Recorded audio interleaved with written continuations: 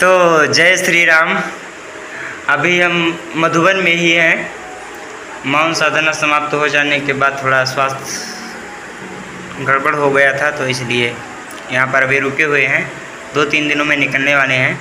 और हमारे ये आदरणीय महाराज जी हैं जो कि प्रेम की साक्षात पराकाष्ठा हैं। माता सबरी का भाव है इनका, और मधुबन के महंत हैं ये, और बहुत ही स्नेह और प्रेम दिया इन्होंने। आइए महाराज जी से जानते हैं। महाराज जी बताइए मधुबन के बारे में कुछ, यहाँ के बारे में बताइए कुछ।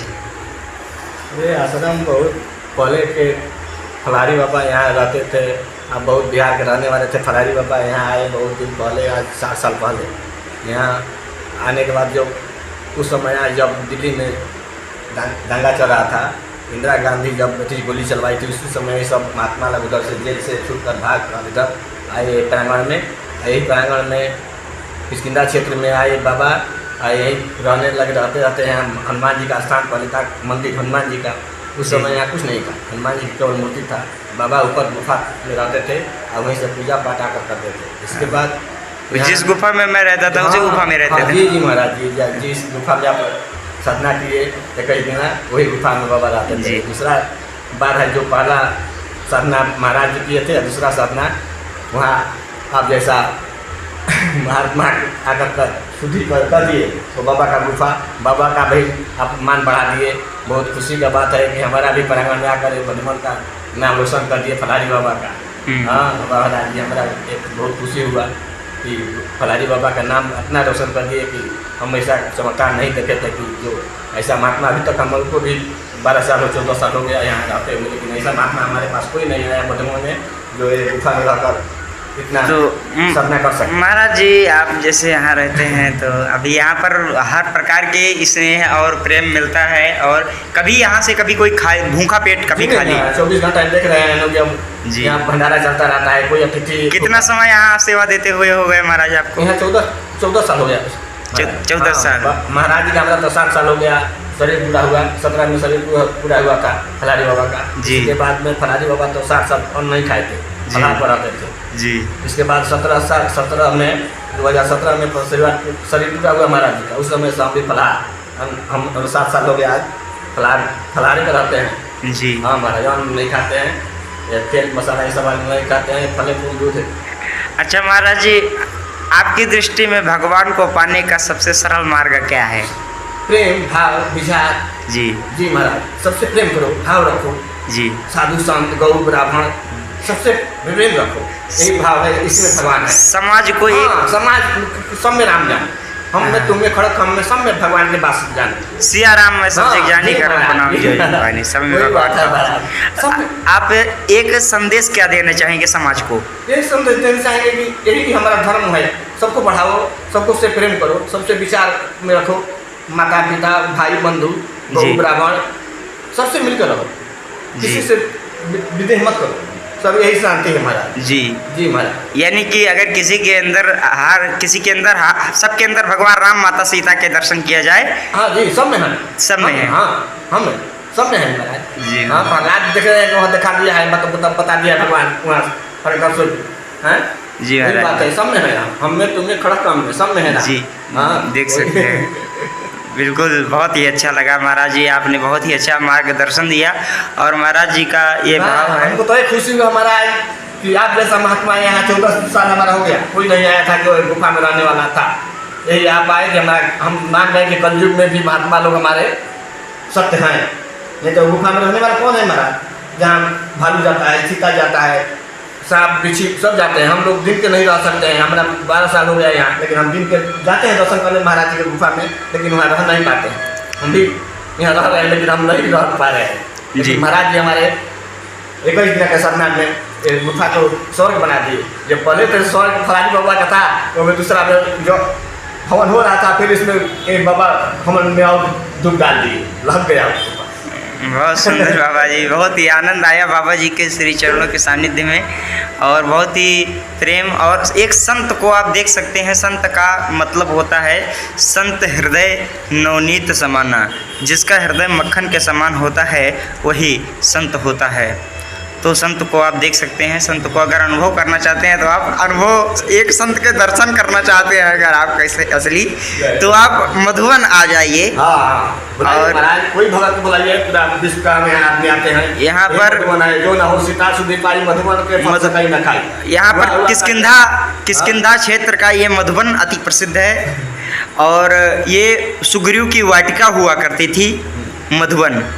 और यहाँ पर लोग फल, यहाँ पर बहुत मीठे और रसीले फल होते थे। तो बहुत ही आनंद आया यहाँ पर महाराज जी के सानिध्य में। और हमारी ये एक महाराज जी हैं जो कि चित्रकूट के हैं। आप भी महाराज कुछ बताइए अपने बारे में। जय श्रीमन्नारायण। जय श्रीमन्नारायण।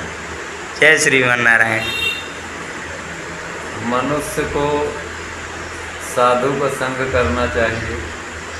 साधु के संग करने से 3 प्रमुख उपलब्धियां प्राप्त होती हैं। पहला विनय, दूसरा प्रभु भक्ति और तीसरी उदारता। इन चीज़ों को प्राप्त करने के बाद कैसे महाराज, थोड़ा और कैसे, मनुष्य को चाहिए कि संत का संग करना चाहिए, सत्संगत करना चाहिए। संत का संग करने से 3 प्रमुख उपलब्धियां प्राप्त होती हैं। पहला विनय, दूसरा प्रभु भक्ति और तीसरी उदारता। संत का संग किए बिना संत को पहचानना बड़ा कठिन है, बहुत ही मुश्किल है। इसी तरह छल करने वाले व्यक्ति को पहचानना बहुत ही कठिन है। तो भगवान को पाना है, अगर आपको संत को पाना है आपको, तो पहले आपको निर्मल मन बनाना पड़ेगा। निर्मल मन बना करके आप जाएंगे तो आपको समस्त चीज़ों की प्राप्ति होगी। जो आप चाहेंगे सतमार्ग के लिए वो आपको प्राप्त होगा। ईश्वर के दिए हुए समय, शक्ति, संपत्ति का जो सदुपयोग करते हैं वो देवता के समान होते हैं। धन को सदुपयोग में लगाने से ही धन की रक्षा होती है। मनुष्य को वह करना चाहिए जिससे देश का, जन का, जीव का कल्याण हो। स्वतः के स्वार्थ के वशीभूत होकर के मनुष्य पागल हो जाता है। जिस प्रकार जग झंझट जंजाल है, जुट गए बैल समान, और कोल्हू में जैसे जूझ रहा इंसान, जैसे कोल्हू में बैल जूझता है, जग झंझट जंजाल है, जुट गए बैल समान, कोल्हू में जैसे घूम रहा इंसान। कोल्हू में जैसे बैल घूमता, उसी प्रकार अंधकार का पर्दा मनुष्य के अंदर डला हुआ है, बैल के समान वो घूम रहा है। तो हमें सनातन को ध्यान रखना चाहिए, संत की सेवा करना चाहिए। गौ माता की सेवा आजकल बहुत ही कम हो गई है। उस सेवा को बढ़ाने के लिए एक टाइम भोजन कम करके उनकी सेवा में लगना चाहिए।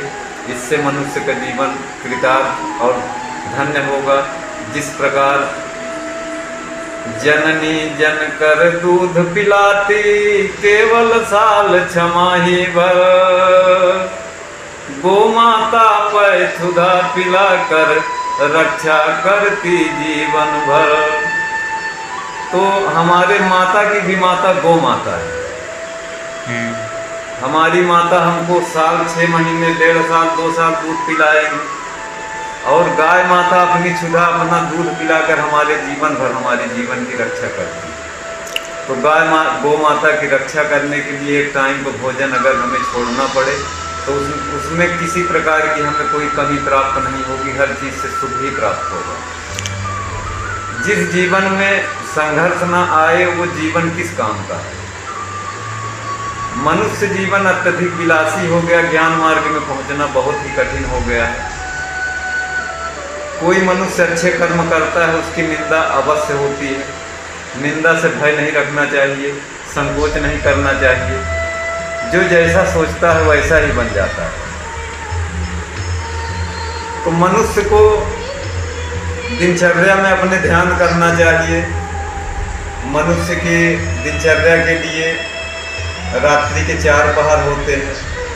पहले पहर में तो सभी जागते हैं, दूसरे पहर में भोगी जागते हैं, तीसरे पहर में जो चोर होते हैं, चोरी करना होता है तो तीसरे पहर में चोर जागते हैं और चौथे पहर में योगी जागते हैं। स्वादिष्ट भोजन, महंगा वस्त्र, धनवानों की संगत, इनमें रुचि साधु संत की नहीं होना चाहिए।